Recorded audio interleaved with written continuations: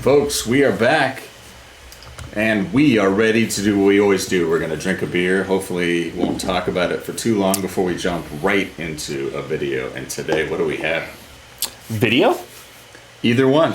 Video. We've got Lovebites Judgement Day, which we've seen the video, but this is live, knocking at Heaven's Gate. So, I'm excited about this one. Oh, and for the beer, we have one from NoDa. NoDa, which we got this directly from the head brewer, Chad over there. Great guy, great. We'll talk about it in a minute. But yeah, this would be Twilight of Thunder, an Imperial Nordic Stout. Cool. And there's a reason. I love my stouts. We'll be right back.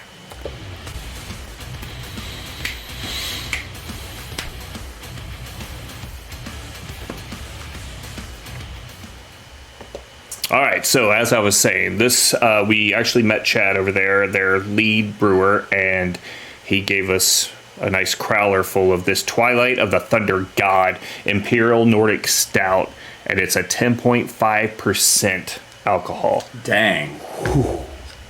Good thing we're reaching the end of our filming evening. Yes.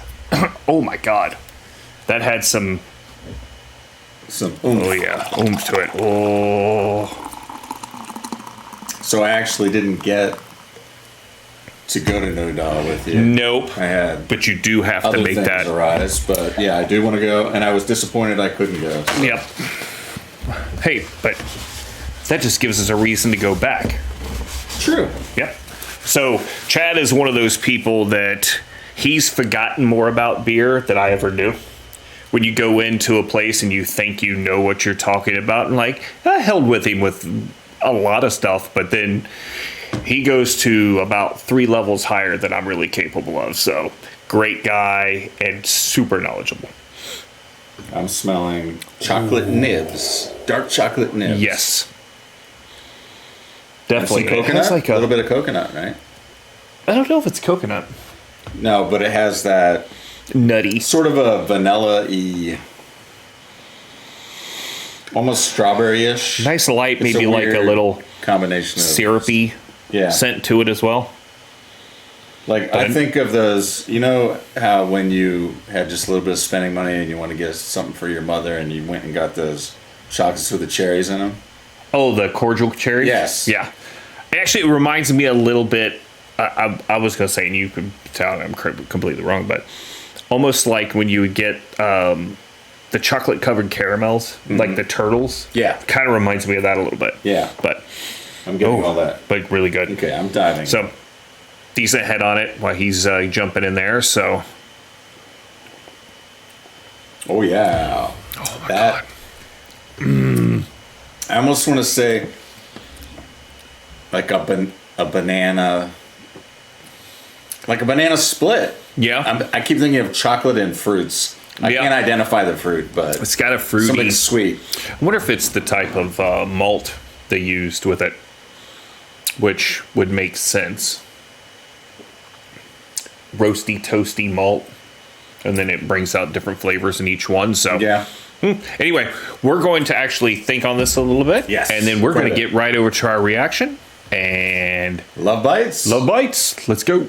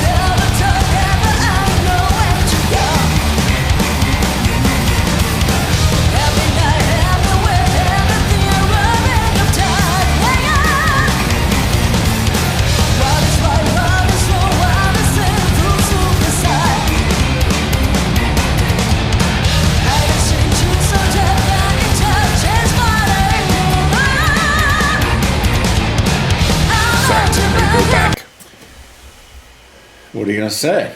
I'm just thoroughly amazed, and I'm not. It's not because it's a girl group or women playing, but the ability of each one of them to play so clean. Because I've heard some really good bands, Right. all different types that can get sloppy at moments, and especially the sound live just comes off muddied and muddled, and no matter how good the group is, you sit there and you're in the show and you're like lost in it because you can't differentiate things. This is so well done. I mean, God. And I mean, it's difficult also for groups to sound like, well, sometimes groups get in the studio and they kind of construct the sound of the album in the studio. Yes. So then they have to teach themselves how to play what they hear on the album. Yeah. And then add into that the fact when you do a live show, all of those amps and everything are moving in trucks, and they had their settings and everything, but they've been knocked a bunch. Things aren't going to be... You have to really be a good sound person to get that set up right, too. And we saw the live version of this, and... We saw the video of this. Or, sorry, that's what I meant. We're watching the live version. Yeah, we're watching the live version. And the song sounds like this. In some ways, it's more... I can hear all the instruments clearly. Clearly, yeah. Especially even the bass, I think, needs to come up just a tad in the mix. Right. You still pick it up. Yeah. But it almost sounds a little more... less controlled in part of it. Not sloppy, but it's more anarchic. Raw. Yeah, raw. I like that raw. I like it comes off too polished sometimes on records. Right. And groups where they're big instrumentalists and very good at what they do. They're musicians type bands. They always try to get that perfect sound in the studio, which I don't always like. I like it to be a little dirty. Live. Right, let's get back to it. That's why live's great. Yep.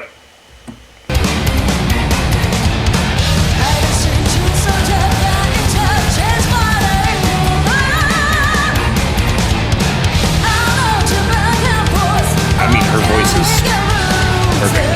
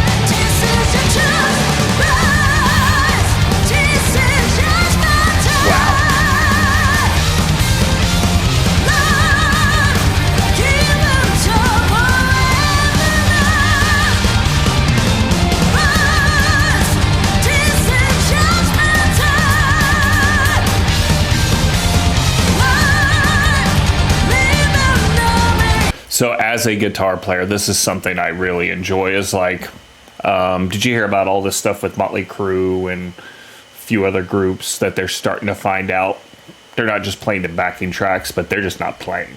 Like they're not even, they're just going through the motions. They may know where their fingers are going to be, but they don't play. You mean live? Live. Wow. Yeah. They like, Mick Mars came out and told him, like, I never heard you play a note the whole time I was with you. Like, it was brutal. So, and it's time for stuff is kind of, kind of came out of the thing. So, but anyway, she's playing live. She's not, she doesn't have something where she's adding a whatchamacallit, I can't remember what it's called, but you're basically adding where it sounds like two guitars. They could do it, but you would lose how thick the song is. So she's actually playing the individual part, and it sounds like it's live. It doesn't sound like it's recorded over. And it was in the right ear. Mine was in the left. Oh, well, her? Her. Where she's going. Yeah. That's what I was talking about. Yeah. What's her name again? Miyako.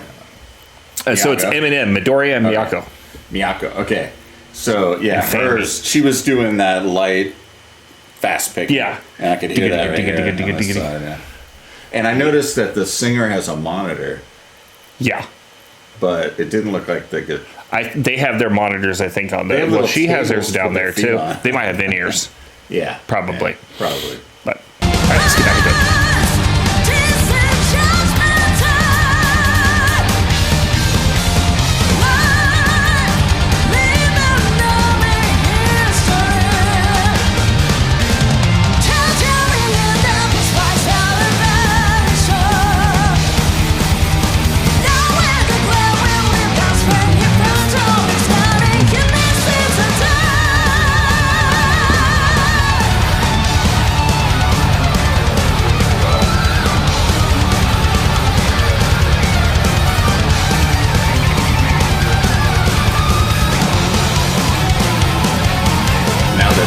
I'm hearing her in the left than the other lady on the right.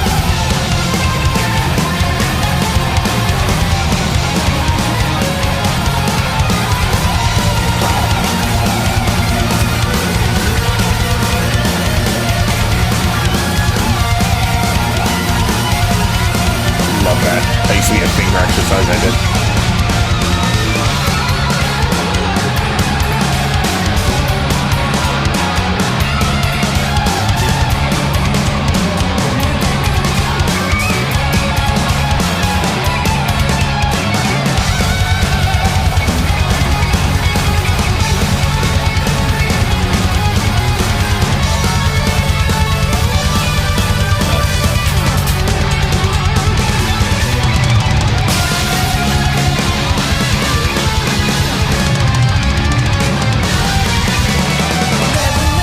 All right, sorry. So it's got to be so difficult to take two really talented guitar players like that and not have them like choke each other out. Yeah. Just playing with each other. Every space in the one player's play, the other person's filling it. So you just bounce it. That's just being it, because from what I can see, this group's like friends and they're really tight. So that's just being unselfish, because I mean, Midori could just be like, no, you write the songs and this, I get to just shred. So I just wanted to hear the solos again. That's mind boggling.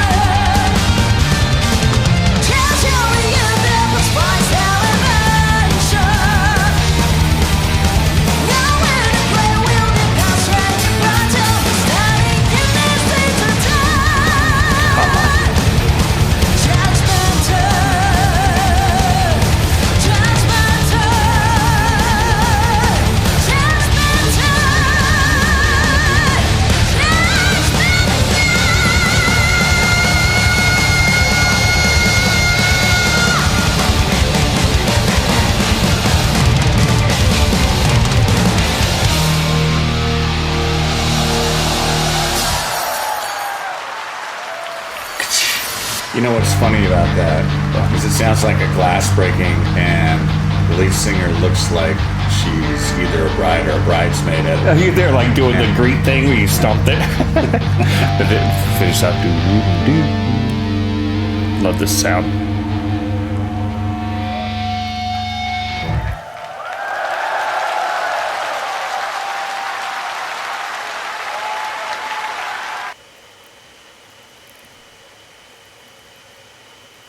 Femi. Pretty cool. Good job, ladies. So, that was good. Yeah, they are way up on my list. I mean, there are times like, I got to see Band-Aid live. If Lovebites come here, I'm front rowing it. There's no way. Have they done a North American tour? I heard they have, but I haven't, since I really discovered them and started really listening to them. It's like, It's I funny hadn't heard of it. how that works, right? Like bands like Ghost and others that we really didn't know much about. Yeah. Suddenly I find out they're touring nearby all the time. You're like, wow. Yeah, I mean, How can you not know something exists? And suddenly it's like when you buy a car. And then you start seeing them all over the place. Yeah. Like my son got a Mazda. Yeah. And suddenly I see Mazdas everywhere. It's yeah.